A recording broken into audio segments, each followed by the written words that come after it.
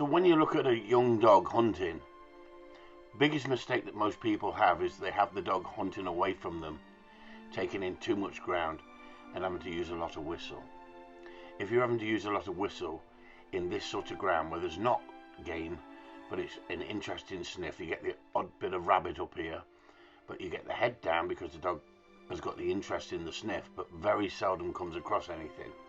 You want a dog that's willing to be driven and have a lot of drive, want to hunt with its head down, not running around with its head up, but what we call hunting. But you also need it covering the ground in front of you. So I'm educating the dog on this ground.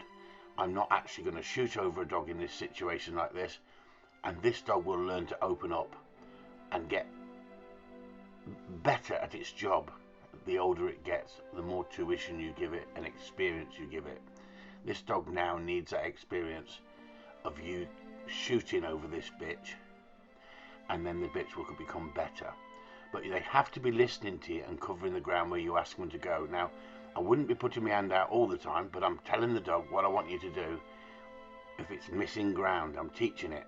I'm teaching it to flow in front of me. I don't want it flowing behind me. I want it flowing in front of me. I want it making what we call good ground treatment. And to begin with, all young dogs, we want them to hunt tight. If you look at the videos I've been putting up recently about would you buy a part trained gun dog, and you see the John Cook dog with Kyle, John Cook has worked and worked on getting that dog hunting in front of him, flowing in front of him, and the dog will only get better. This is what you have to have if you want to have a dog that you can have in the field, that you can have fun with.